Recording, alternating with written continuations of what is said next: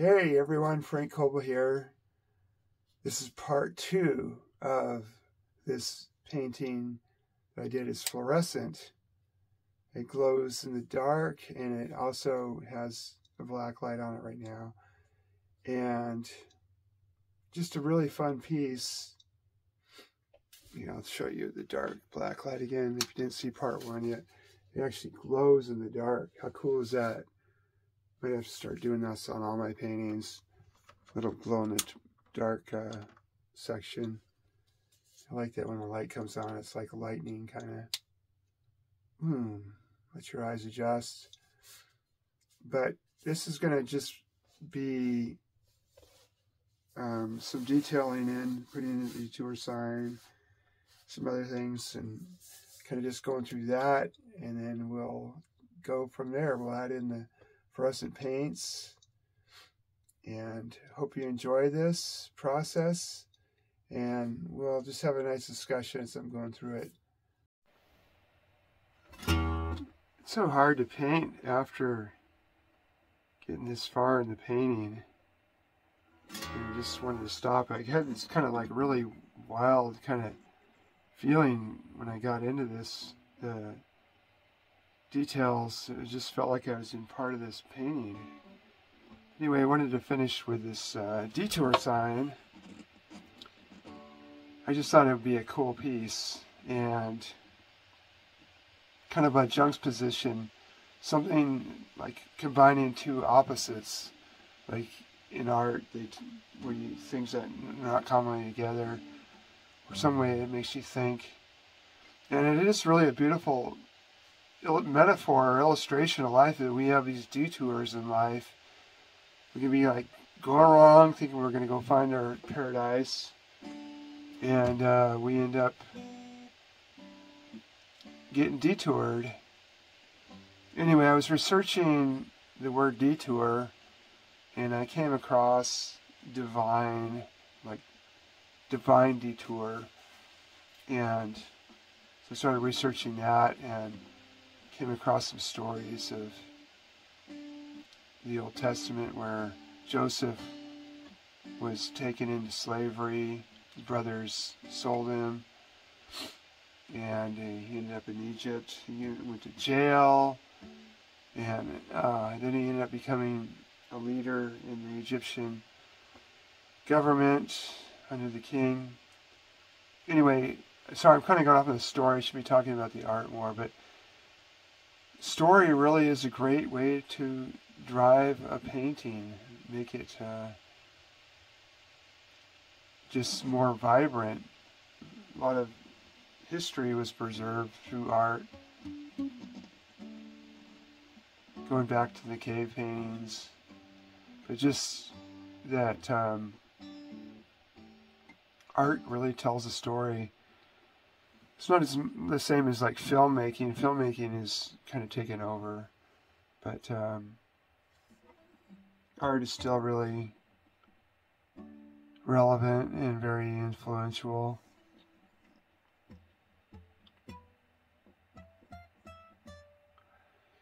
Yeah, I was looking up detour sign photos and came across this white barricade kind of ramp thing, and there I'm using 1-point perspective. I'll talk about that in another video down the road, or link in the Patreon about it. But it's just really nice to get in and do this, and really nice to have you guys with me. I hope you're doing well. Send me a message, or be sure to comment.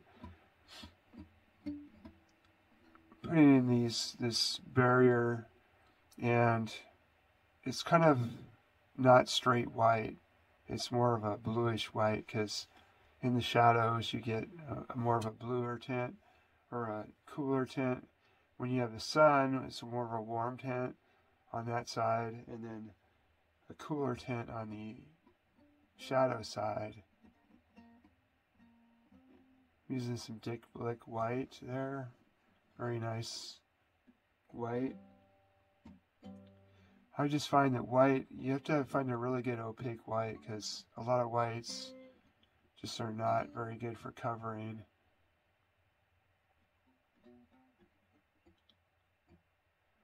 And they're working on the 1-point perspective is facing the center of the sun. So that's where those stands are facing.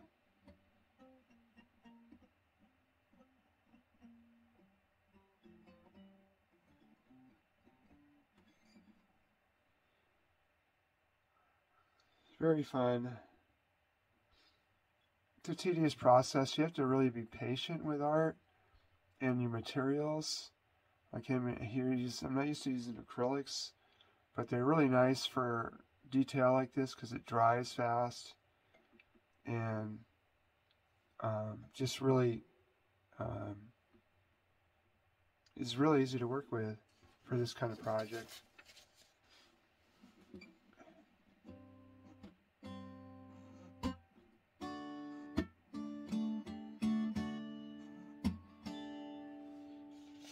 Anyway, it's nice to get on a painting, like just get going, getting into it.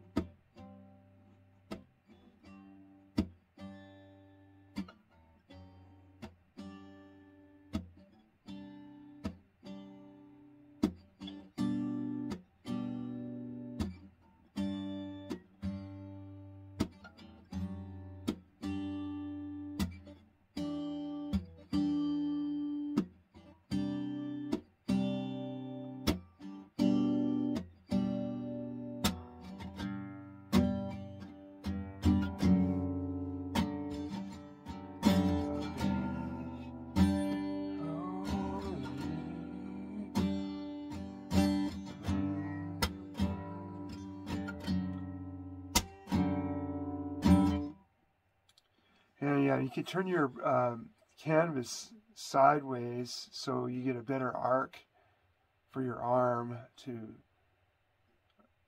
get a straight line. Sometimes you can move things around. It was actually down at Disney in Orlando, and they had an artist doing Disney characters, and he was swiveling his art on, he had this kind of swiveling easel, so he can kind of get the arc of his arm a lot easier.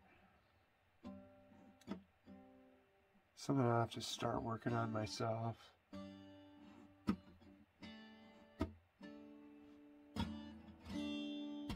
Sometimes it's nice when you're working on a piece like this is to have a notebook handy, because it'll kind of spark ideas and just spark your imagination for storytelling and how to make a piece go over the top.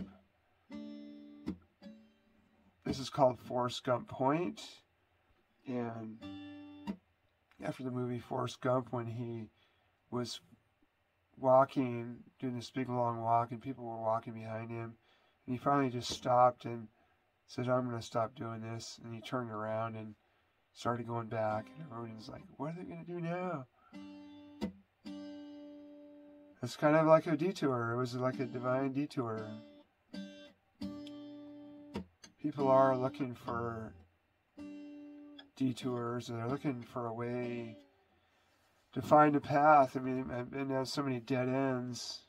It's like, you know what, this is going to be a dead end, so I might as well just turn around. But sometimes a detour is just what we need.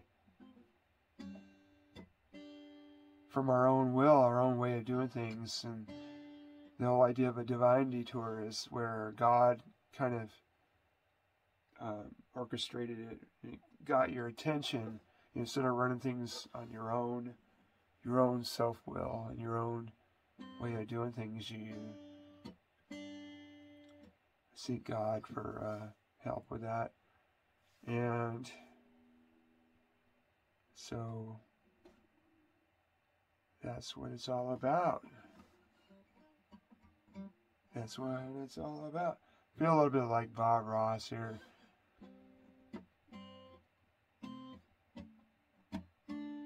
Make your own little world. There we go. Let's make some happy little things in the woods or out in the woods.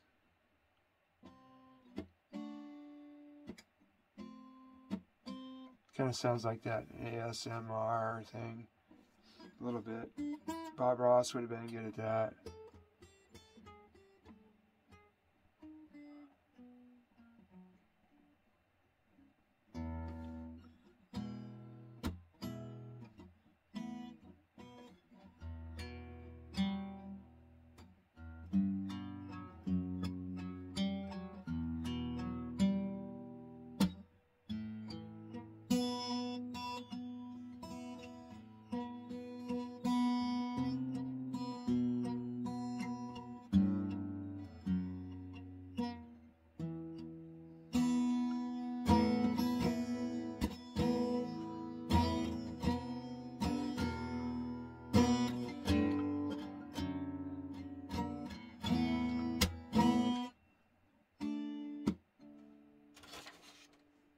It's good when you're painting just not to get too emotional. Just get started and let the joy of painting override just the frustrations you run into while you're painting.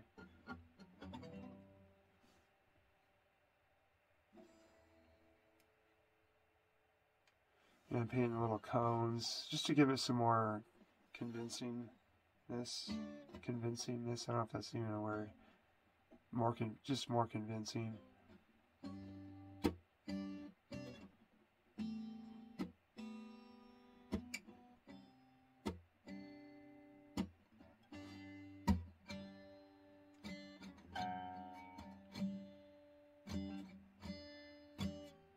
Yeah, and like I said, is having a notebook close by, you can kind of write down ideas. Like when I was writing animation and doing that kind of thing, I'd have a notebook handy, and I'd write down like dialogue, like what would it say? What would you say if you got all this way to this spot, and there it is, and then you have this big detour sign.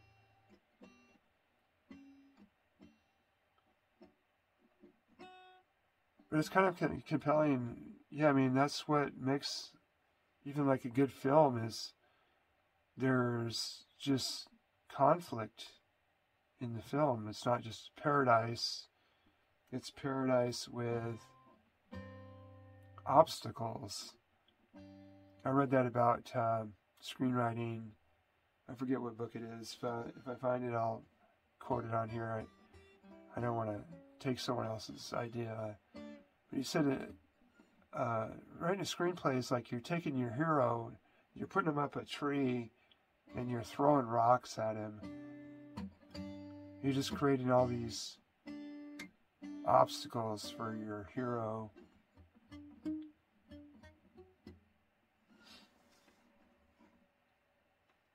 I'm trying to get in a really tight line in here. I had some illustration classes when I was in school, and one of the teachers says, you know, the newsprint or a lot of times magazines, it doesn't flatter your work. It'll show every little flaw and make it amplified. And so it's just really good to clean up your art. And so I'm going to put lettering over that yellow cyan there and the white. So it has to be nice and clean. You don't want to have spottiness around, otherwise I'm going to be fighting it. If I try and go in and make it flatter after I put the lettering in, it's like, forget it, because I'm going to be putting black down. So I want to get that area as flat and as clean as possible. And here we are trying the black light now. We're moving on to putting in our fluorescent paints.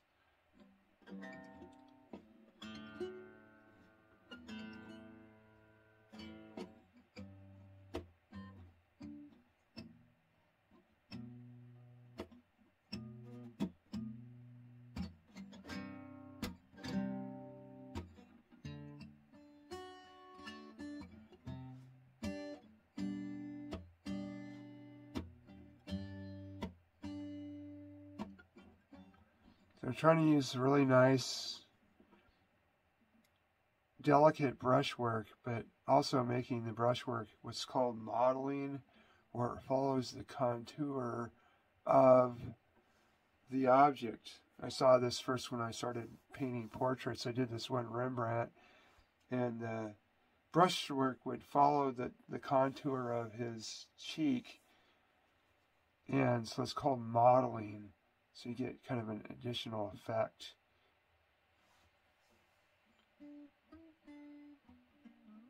Yeah, we're painting, trying to paint in the fluorescent over that flat orange there. It's very important to have a good foundation down before you put the fluorescent down. It just makes it a lot easier.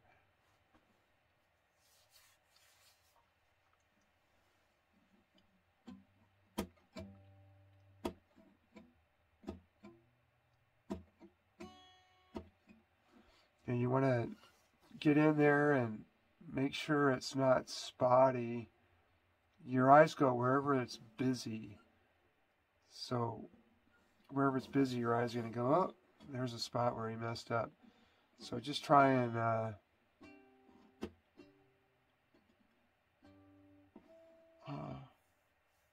take your time and fill in the spottiness, so that way when we go in the lettering, it's just a lot easier, a lot neater, easier to get colors to work.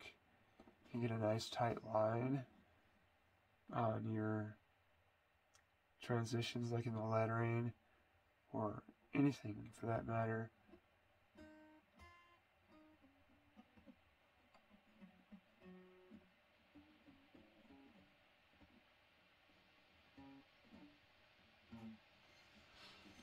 You just keep it simple, you know. It's the same thing even like with songs. You know, a lot of the best songs are just very simple. So, just keep it simple. Don't try and get too much going on. You know, have your main focal point, or focal and then sub, and then sub focal point, and let that be enough. I think it's looking really pretty nice right now. That black light is really making that sky really pop.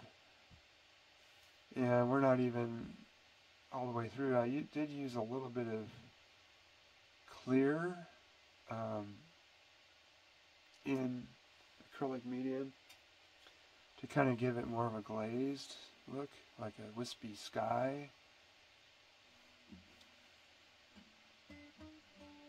You got to be careful there with the colors, because it's going to be more intense, of course, down where the sun is. So we want to kind of model it from the sun back, like from the bright to the light. Okay, and we got the light on just to check it out. See how it's looking? Looking good so far.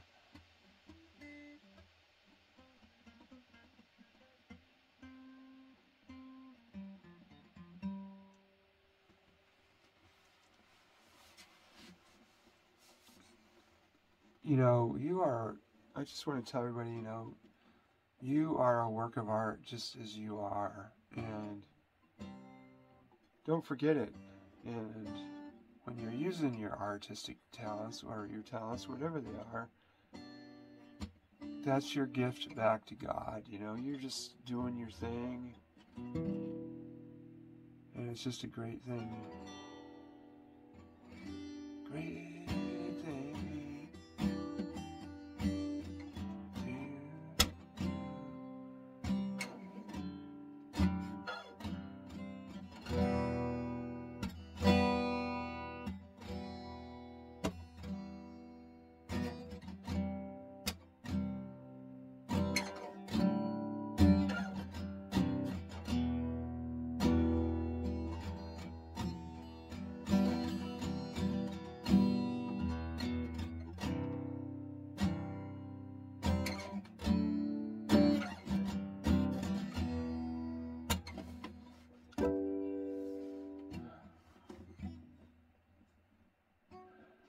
Again, when you turn the canvas sideways, we can get a better arch with our arm. And sometimes it helps you see better.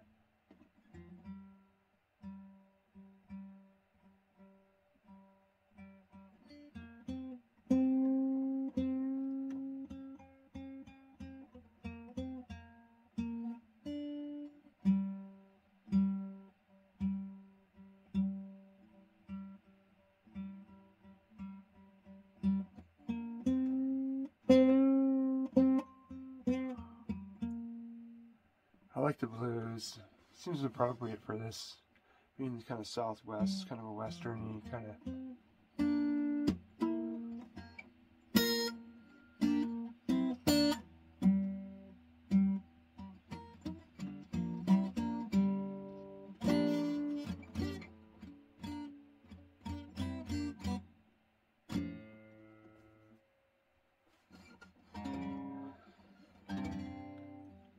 Divine is kind of busy, but it works.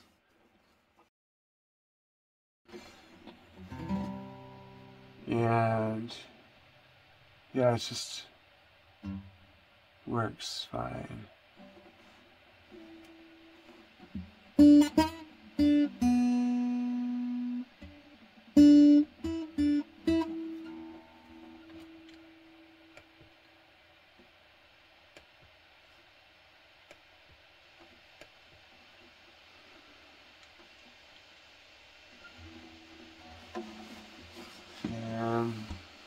Don't be shy about, I said, turning it sideways.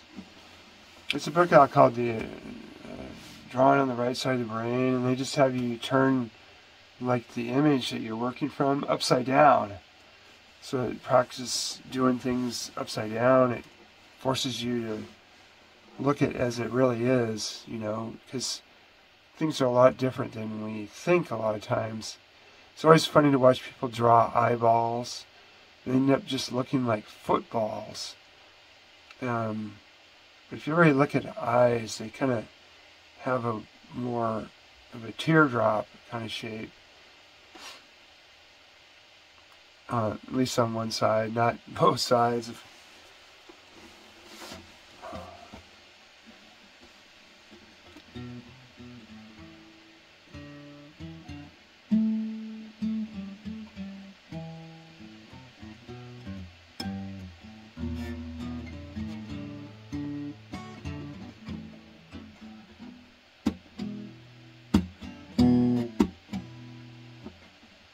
Yeah.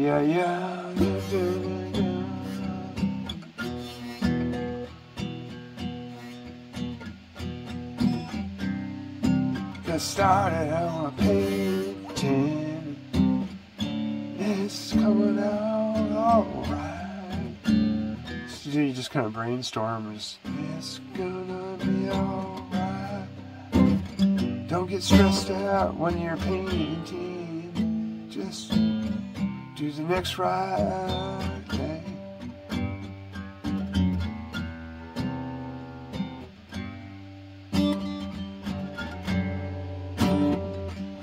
Get started on your dream. Don't waste any time.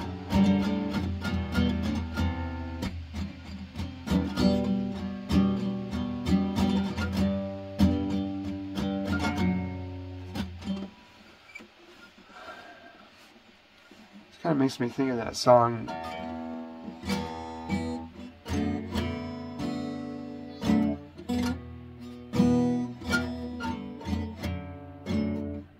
Been through the desert in a horse with no name.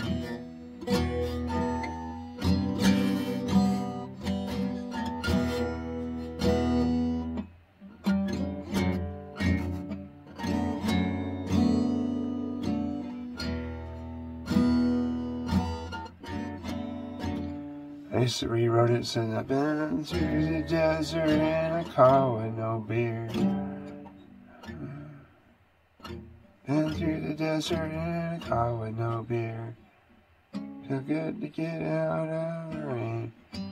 Where there ain't no place to buy no beer. 'Cause there ain't no place to buy any beer. Something like that. Kind of cute. You can leave a comment.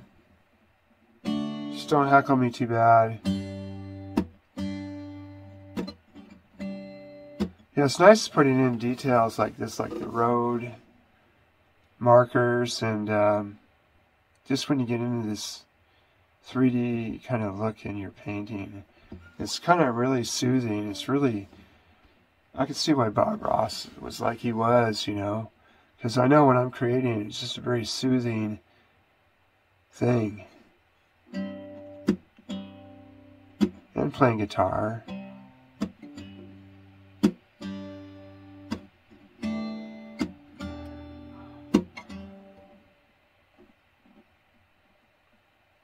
I'm sure they would have bigger barricade than this, but, you know, it's just a painting.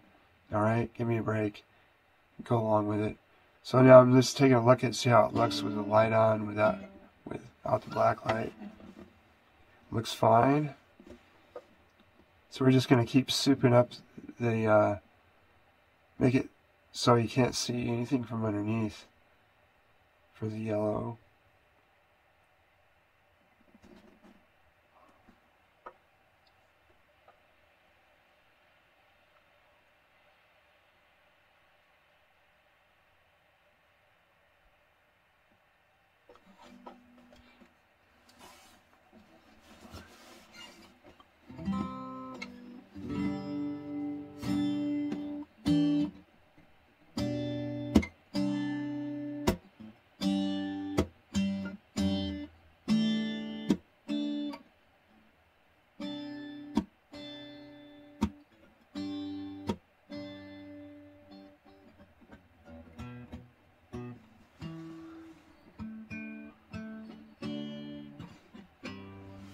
I mean, you guys been down to this spot, Southwest? Someone, I showed this to some people the other day. Oh yeah, I was just there.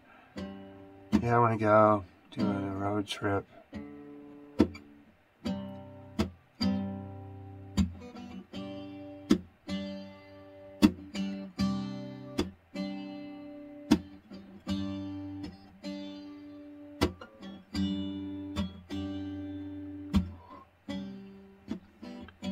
Using a lot of lemon yellow mixed with white there.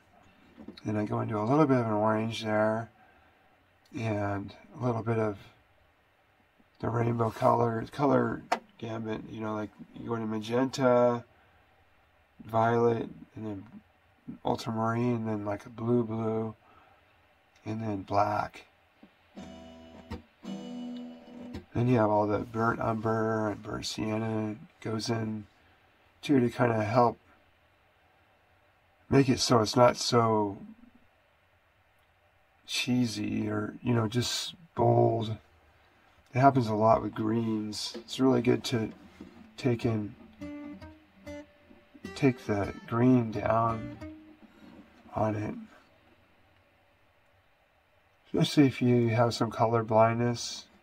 It's not like you just don't see that color as brightly, I think, a lot of times.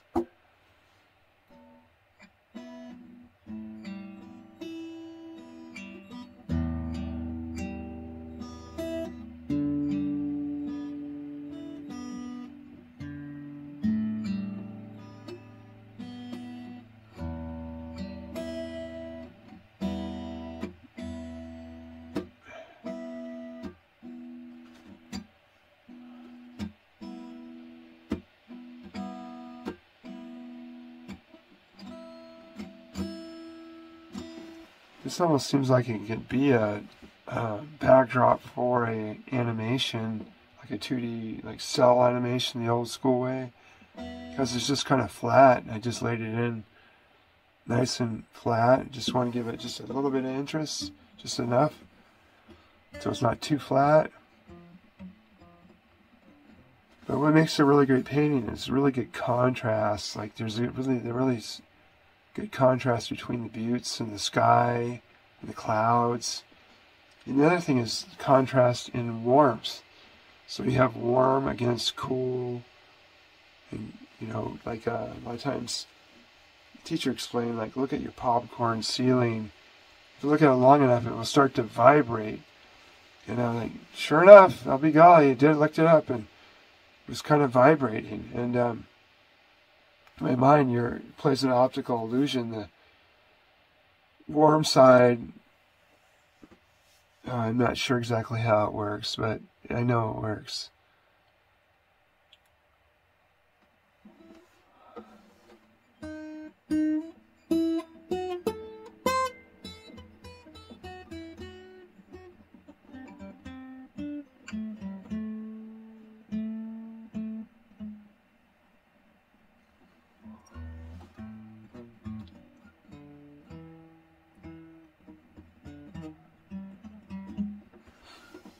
You know, it's nice to be able to spend my time on the sign.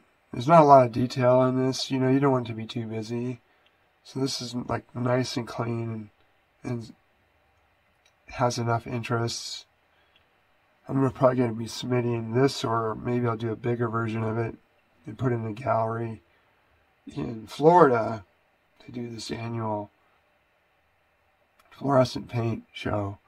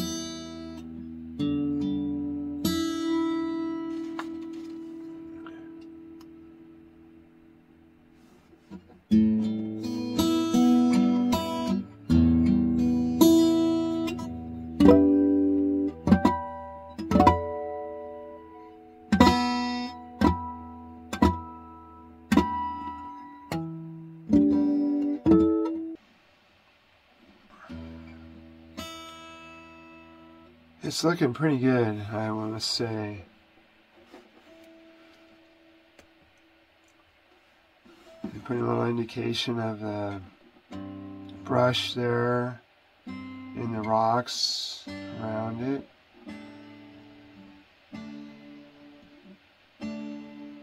which is just enough. You don't want to overdo it. Again, I'm going to say that a million times. Might as well just tattoo it on your arm.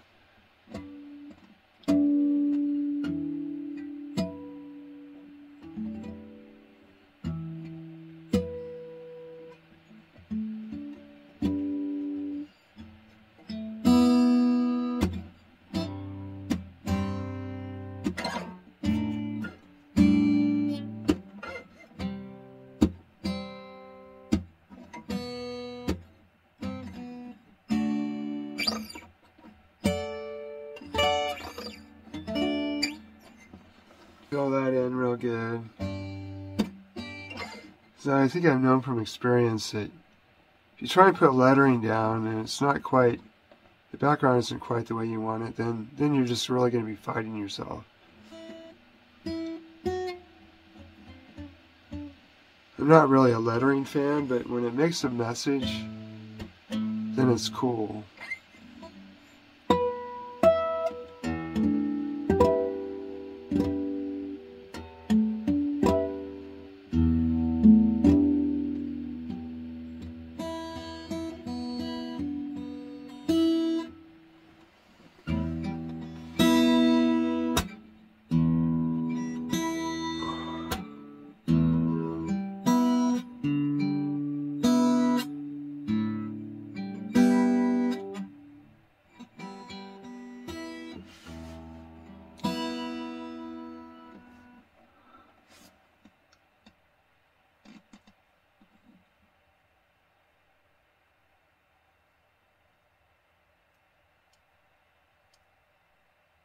Yeah, I can't wait to go down there and check it out.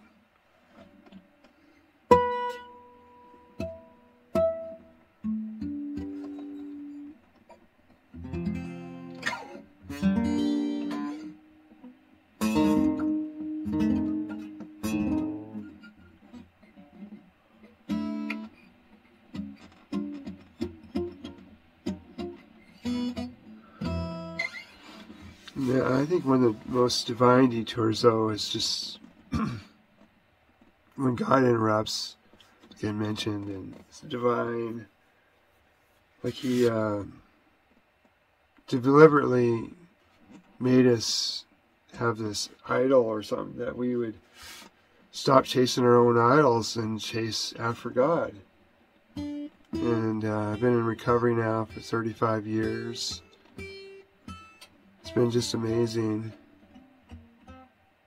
And, I think just checking out different churches, trying to, I like the 12-step meetings, but like, they even say, hey, if you go to church, just keep going, or go talk to the pastor, find out what's up, find out if they want to do some kind of 12-step group at the church. That's where a lot of them are held, like, 50 or 80%, some crazy number. And yeah, or just ask the pastor if you'd be open for like a little study at their church.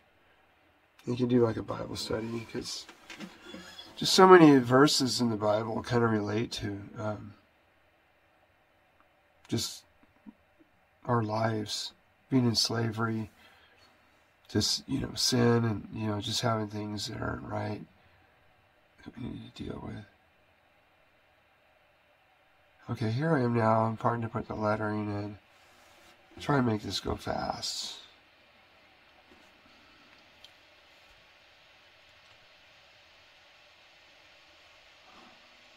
Detour.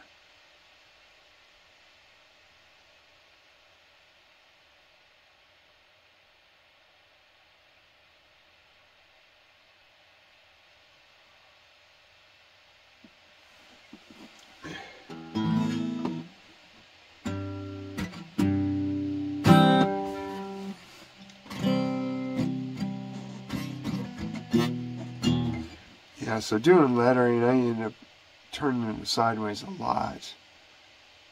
And that's okay.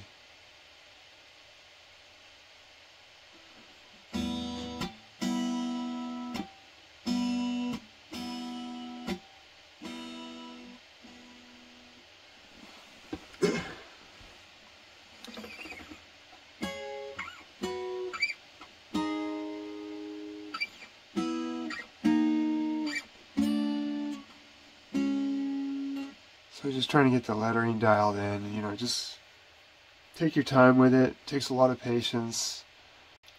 We end up excelling at things that we're good at, but also what we have patience for. Okay, everybody, thanks for joining me for that section. It's nice to be able to be with you guys, and instead of being all alone, I was thinking of making a song like,